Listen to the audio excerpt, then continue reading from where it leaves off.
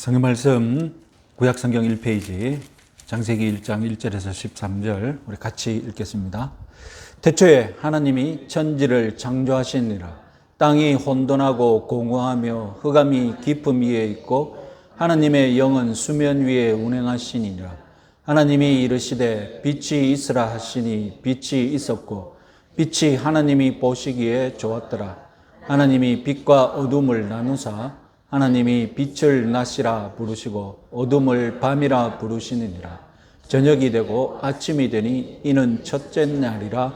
하나님이 이르시되 물 가운데에 궁창이 있어 물과 물로 나뉘라 하시고 하나님이 궁창을 만드사 궁창 아래의 물과 궁창 위의 물로 나뉘게 하시니 그대로 되니라. 하나님이 궁창을 하늘이라 부르시니라. 저녁이 되고 아침이 되니 이는 둘째 날이라. 하나님이 이르시되 천하의 물이 한 곳으로 모이고 묻이 드러나라 하시니 그대로 되니라. 하나님이 묻을 땅이라 부르시고 모인 물을 바다라 부르시니 하나님이 보시기에 좋았더라. 하나님이 이르시되 땅은 풀과 씨 맺는 채소와 각기 종류대로 씨 가진 열매 맺는 나무를 내라 하시니 그대로 되어 땅이 풀을 각기 종류대로 씨 맺는 채소와 각기 종류대로 씨 가진 열매 맺는 나무를 내니 하나님이 보시기에 좋았더라. 이는 정되고 아침이 되니 이는 셋째 날이라. 아멘. 예, 오늘부터 우리는 창세기를 강의하게 되었습니다. 자, 오늘 저는 먼저 이 창세기 1장을 전체적으로 해석하는 가장 바람직한 관점들, 방법들을 소개해 드리겠습니다.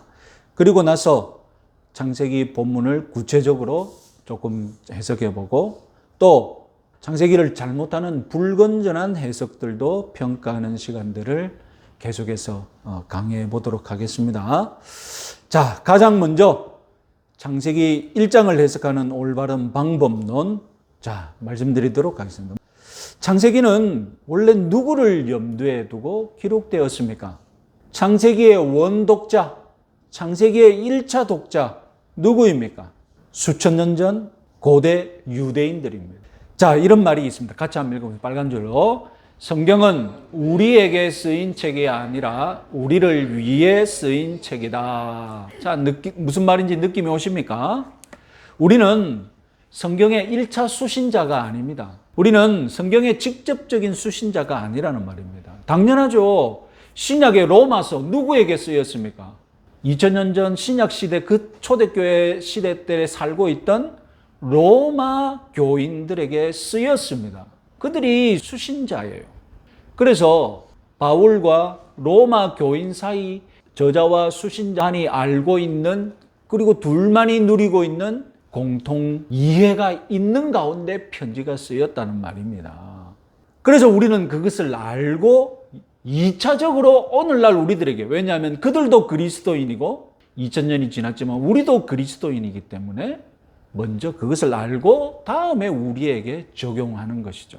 그래서 성경은 우리에게 쓰인 책이 아니라 우리를 위해 쓰인 책이다. 이 당연한 걸 왜 이렇게 말하느냐? 성경이 우리가 1차 독자라고 착각하는 사람들이 있거든요. 경고죠. 창세기도 마찬가지입니다. 적어도 3, 4천 년 전에 하나님을 믿었던 유대인들에게 1차적으로 창세기가 쓰였습니다. 그런 창세기이지만 오늘 하나님을 믿고 있는 우리들을 위해 적용되는 것이죠. 2차적으로. 그래서 성경 해석에 있어서 가장 중요한 절대 원칙은 시간 간격을 잘 메꾸는 것입니다. 100년 전의 한국어와 지금 오늘날 우리가 쓰는 한국어 같은 것처럼 보여도 실은 다릅니다. 그러면 3, 4천 년 전에 유대인들이 쓰던 언어와 그 언어 개념, 문화관, 세계관, 오늘날 4천 년 후에 우리가 똑같은 하늘을 보고 똑같은 하늘이라고 말하지만 생각이 다른 거예요. 하늘에 대한 개념이 다른 거예요.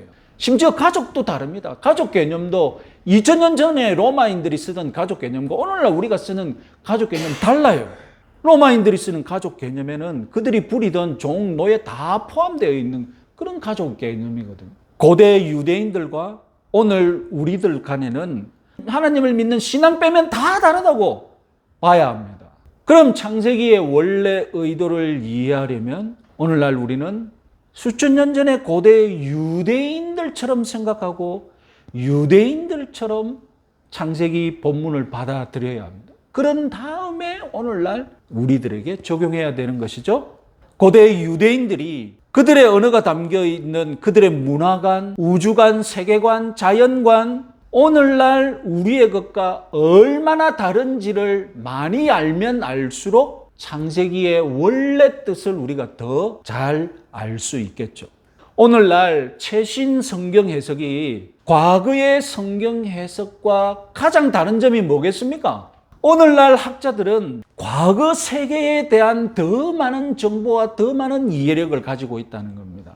중세 시대 때 가지고 있었던 고대 세계에 대한 자료, 그리고 500년이 지난 오늘날 고대 세계에 대한 자료, 정보, 데이터 차이가 많이 나죠. 많이 아는 만큼 우리는 성경을 더 많이 이해할 수 있다는 겁니다. 성경은 우리에게 쓰인 것이 아니라 우리를 위해 쓰였다. 이 문구는 사실상 경고입니다. 창세기가 오늘날 21세기를 사는 우리에게 창세기 저자가 21세기의 과학과 필요를 감안해서 창세기를 썼다고 착각하지 말라는 것입니다. 창세기는 고대인들에게 무엇을 가르쳤는가? 이것을 먼저 알아야 합니다. 창세기는 고대인들에게 과학을 가르쳐주는 책이 아니었습니다. 오늘날에도 창세기는 우리에게 과학을 가르쳐주는 책이 아닙니다. 창세기를 과학책으로 잘못 해석하는 세대주의자들, 창조과학자들에 대해서 몇 주 후에 따로 말씀드리겠습니다. 창세기는 우상 숭배에 빠지기 쉬운 이 고대 유대인들에게 하나님이 참신이시다, 하나님만 섬겨야 한다, 우상 숭배하지 말라, 그 신앙, 그 신학을 가르쳐주는 책입니다.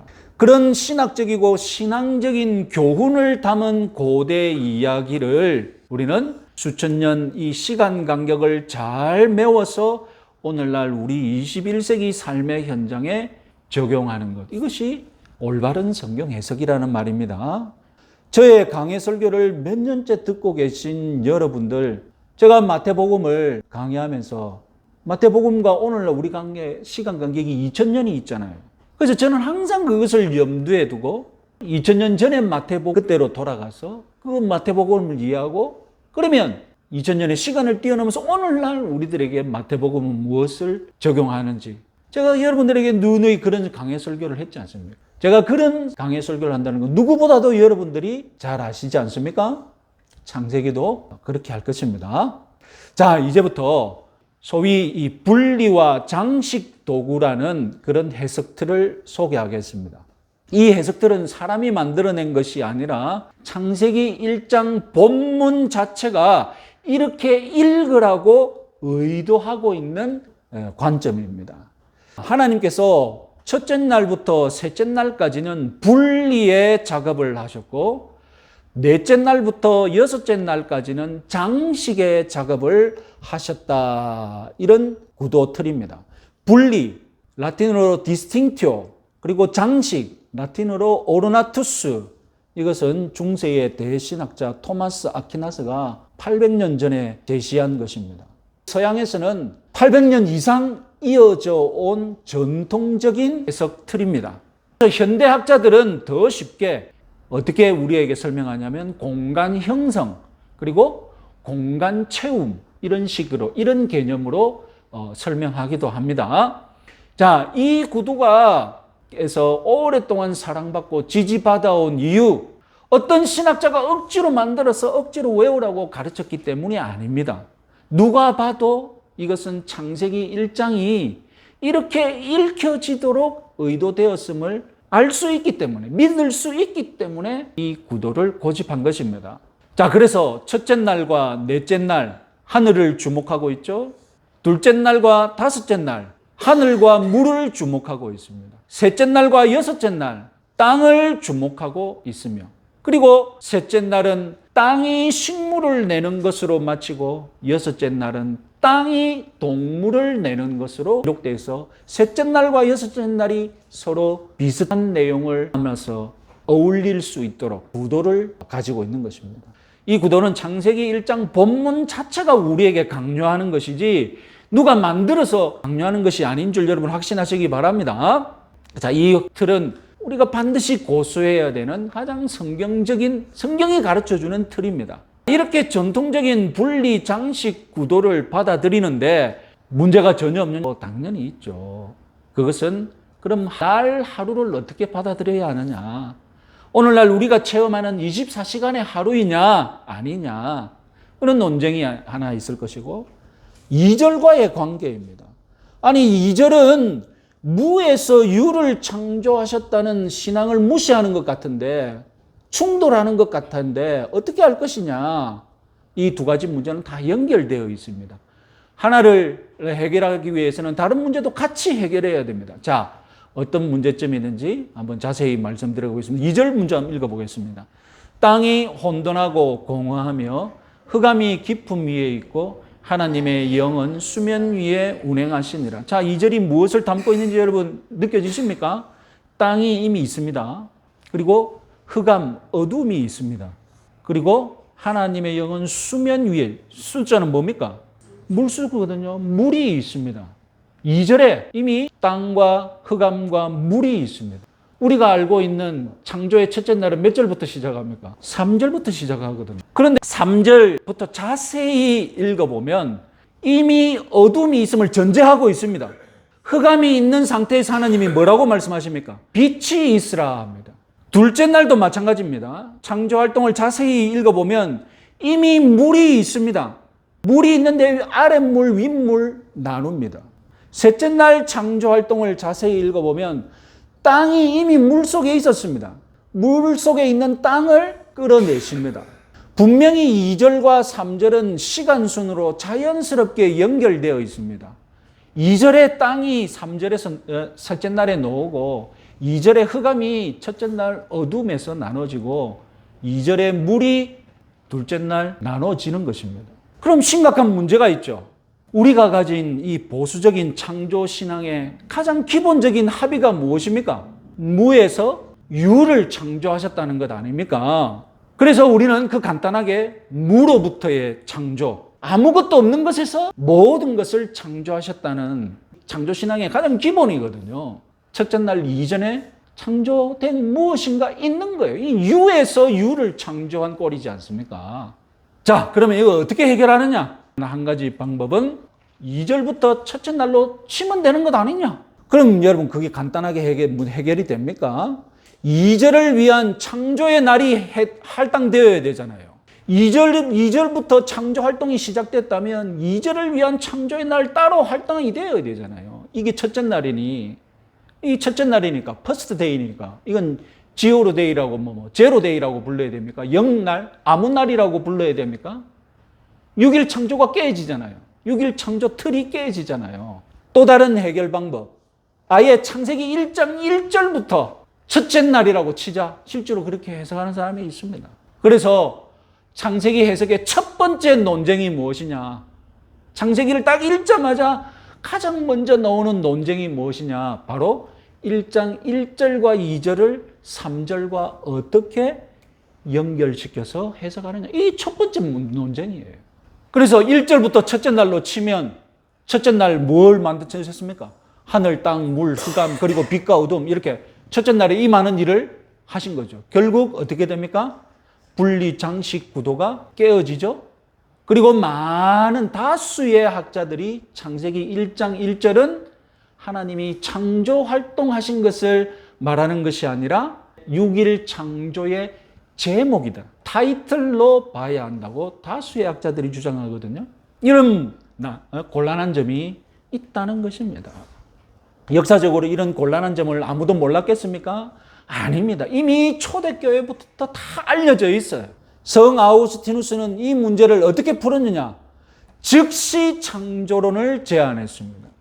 이 말은 무슨 말이냐? 하나님께서 천지 만물을 6일간 나눠서 창조한 것이 아니라 즉시 한순간에 모든 것을 창조해 놓으시고 여섯째 날 동안 분배하셨다. 그래서 아우구스티누스가 이렇게 제안하는 바람에 중세 1000년 동안 창세기 1장을 해석하는 양대 산맥, 다투는 라이벌 해석이 있었으니 그것이 바로 즉시 창조 대 6일 창조의 논쟁이 있었다는 것입니다.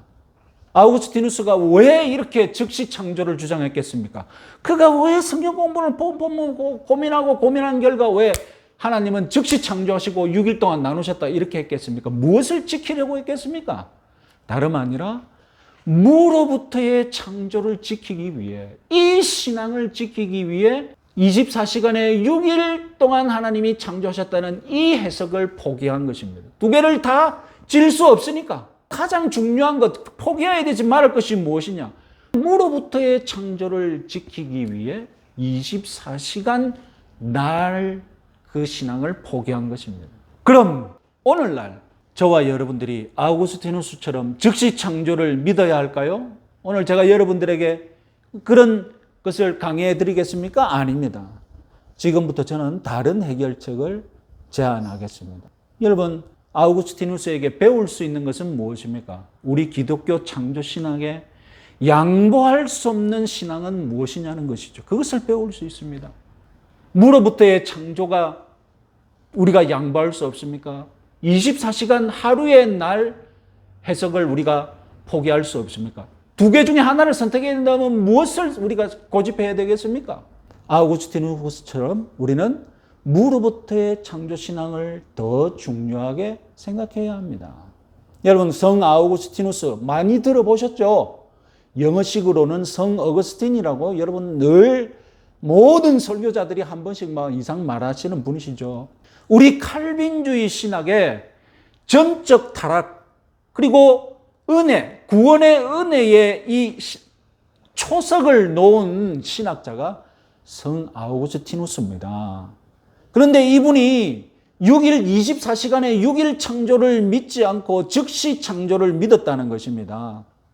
이분이 24시간의 하루 6일 창조를 믿지 않았다고 지옥 갔겠습니까? 아까 말씀드렸듯이 아우구스티누스가 왜 즉시 창조를 제안했습니까? 그래야만 무로부터의 창조를 지킬 수 있기 때문에. 창세기 본문을 보니 자기가 보기에는 즉시 창조를 제안해야 무로부터의 창조를 지킬 수 있는 거예요. 자, 그러면 제가 제안하는 것은 무엇이냐? 2절에서 하나님은 첫째 날 이전에 이미 창조 작업 중이셨습니다. 그런데 2절은 이미 창조 작업 중인 중간 평가를 내리신 거예요. 중간 평가가 보기 좋지 않았어요. 창조하신 결과물들이 어떻게 됐다고요? 혼돈하고 공허했습니다. 그래서 이미 창조 중인 이 중간 평가를 보시기에 좋게 만드시는 창조 작업에 다시 뛰어드셨는데 그 작정하신 질서 잡힌 창조 작업을 시작하신 날이 3절의 첫째 날입니다. 그런데 이 날은 우리가 체험하는 24시간의 하루가 아닙니다. 하나님의 날. 이 날은 이미 창조 중인 작업을 혼돈하고 공허한 상태에 이른 창조 작업을 더 질서 있는 창조로 변화시키고 완성시키기 위해 작정하신 첫 번째 날이라는 겁니다. 하나님의 날을 구분하는 기준은 우리가 체험하는 24시간이 아니라 하나님이 만족하시는 작업 단계입니다. 그래서 이 천지 창조의 한 단계가 질서 있게 끝날 때마다 하나님의 날이 하루 지난 것입니다. 여러분, 제가 지금까지 창세기 본문을 해석하면서 과학적인 무슨 정보를 근거 삼아서 해석한 것이 있습니까? 21세기에 과학 정보를 들어서 창세기를 해석한 적이 있습니까? 순전히 창세기 본문만, 창세기 해석의 역사만 제가 여러분들에게 말씀드렸죠. 왜냐하면 창세기를 받았던 고대 유대인들도 아무런 과학적인 정보가 없는 상태에서 이 창세기를 받았기 때문입니다. 그래서 우리는 과학적인 지식을 제외하고 창세기 본문만 보자면 그 결과 24시간의 하루라는 믿음을 포기해야만 무로부터의 창조를 지키고 그리고 분리, 장식, 이 구도를 지킬 수 있다는 것입니다. 저는 무로부터의 창조가 더 중요한 원칙이기 때문에 24시간 날 해석을 포기할 수 있었던 것입니다. 그래서 중간 평가해 보니 혼돈했다. 그래서 혼돈을 분리로 질서를 채우시죠. 중간 평가해 보니 공허했다. 그래서 이 공허함을 장식으로 채움으로 하나님이 창조 작업을 다시 진행하신 것입니다.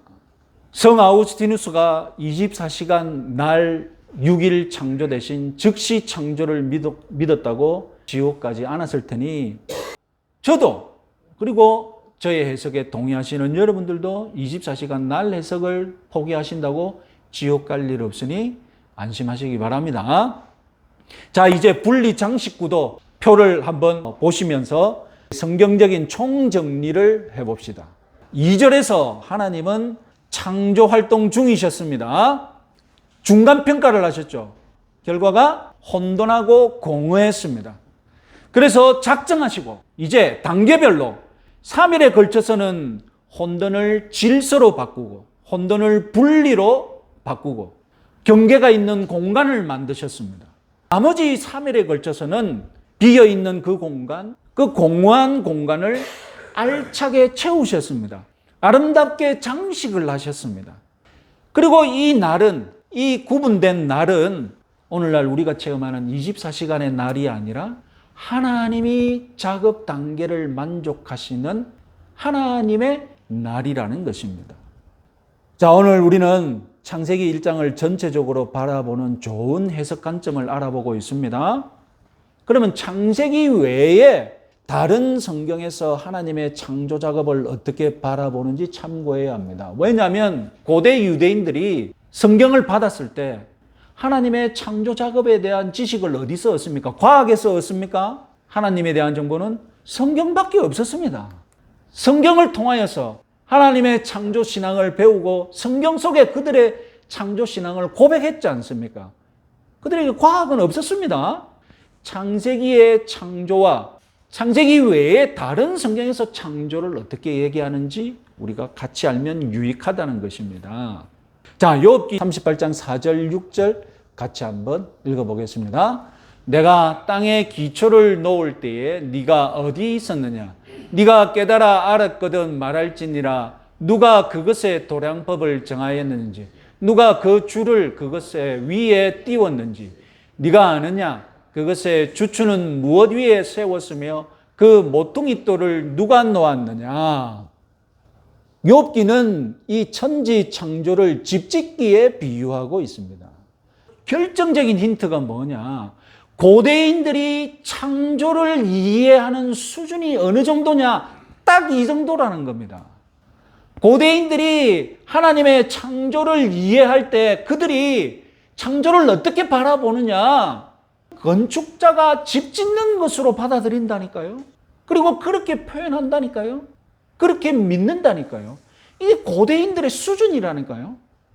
이 수준의 창조 이해, 이것이 바로 고대인들의 최고 수준입니다. 이사야 40장 22절을 읽어보겠습니다.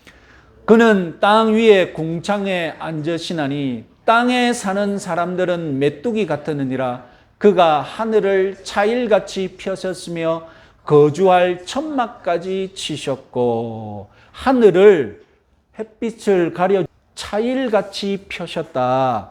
거주할 천막같이 치셨다. 오늘날 우리 천막, 텐트는 그냥 레저 용품이지만 고대 유대인들, 유목민들에게 천막은 무엇입니까? 집이거든요. 집 지붕으로 생각한 거예요. 하늘을, 이 세계를 집으로 볼 때 그럼 산은 뭐겠습니까? 고대인들이 산을 뭘로 보겠습니까? 욥기 9장 5절 6절 한번 읽어보겠습니다. 욥기 9장 5절 6절 같이 한번 읽어보겠습니다. 그가 진노하심으로 산을 무너뜨리며 옮기실지라도 산이 깨닫지 못하며 그가 땅을 그 자리에서 움직이시니 그 기둥들이 흔들리로다. 5절의 산은 6절의 기둥들입니다. 이 세계를 바라보고 이해하는 눈, 아, 산은 기둥이네, 하늘은 지붕이네, 차일이네. 그러면 누가 받치고 있습니까? 그 차일과 천막을 산이 받치고 있는 거예요. 실제로 산 꼭대기는 하늘을 받치고 있으니까 하늘에서 가장 가까운 곳이잖아요. 그래서 고대인들은 하나님을 만나려면 어디로 갔겠습니까? 산으로 가는 산으로. 산 꼭대기는 하늘과 가장 가까운 곳이기 때문에. 그래서 여러분 하나님도 모세를 어디서 만나셨습니까? 시내산 꼭대기에서 만나셨잖아요. 고대인들에게 산 꼭대기는 하나님을 만나는 장소고 거기서 하나님의 말씀이 내려오는 장소라고 믿었던 거예요. 그래서 에덴 동산도 산입니다. 강이 거기서 흘러나오잖아요. 강이 흘러나온다는 건 강의 수원지가 발원지가 어디입니까? 거슬러 올라가면 어디입니까? 산이죠, 산. 자, 그러면 여러분, 우리가 중요하게 여겼던 이 분리 장식 구도를 집 짓는 건축 과정으로 한번 적용해 봅시다. 이 분리의 창조 작업은 골조를 세우는 작업이라고 보면 되겠죠? 장식하는 작업, 공간을 채우는 작업은 실내 인테리어를 하는 작업이라고 보면 되겠죠? 천지 창조 이야기는 창세기 2장에도 다른 버전의 창세기 이야기가 기록되어 있습니다. 창세기 2장의 창조 이야기의 핵심은 무엇입니까? 에덴 동산이죠. 1장에는 없는 에덴 동산에 초점을 두는 창조 이야기이지 않습니까? 에덴 동산이 뭡니까 도대체? 에덴 동산은 사람과 하나님이 만나는 하나님의 집이잖아요. 집이라고 생각하셔야죠. 우리처럼 아파트처럼 무슨 뭐 건물처럼 집 같은 건물이 서야만 집입니까? 고대인들에게는 안 그렇죠. 고대인들에게는 천막만 쳐도 그게 집이잖아요. 에덴 동산을 만드신 목적이 무엇입니까? 다름 아니라 하나님과 사람이 같은 공간, 같은 집에서 동거하기 위해 지으신 것이랍니다.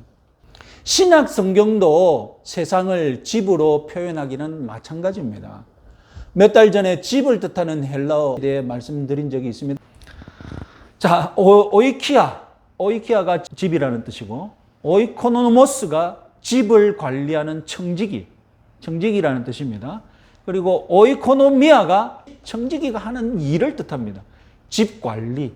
여기서 이코노미라는 영어 경제를 뜻하는 이코노미라는 단어가 나왔습니다. 그런데 이 오이코노미아 청지기가 하는 이 집 관리를 하나님께 적용시키면 하나님의 오이코노미아가 되면 하나님의 집 관리, 하나님의 청지기 집 이렇게 번역하지 않고 우리 성경은 뭐라고 번역하느냐? 경륜이라고 번역합니다.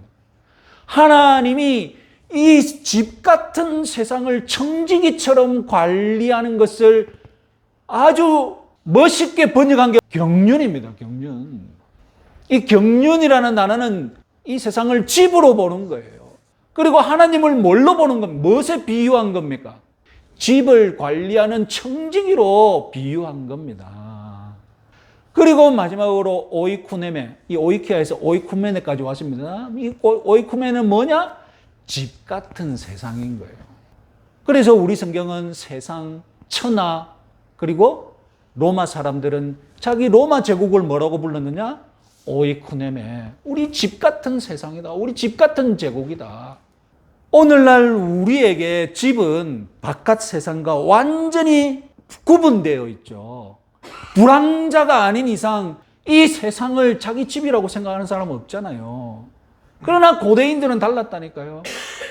고대인들은 자기가 평생 돌아다니고 사는 그 지역, 밟고 다니는 그 땅, 그 초원, 그 숲, 다 자기 집이라고 생각했어요. 큰 집인 거예요. 거기다가 천막 하나 지으면 자기 작은 집이 있는 거예요.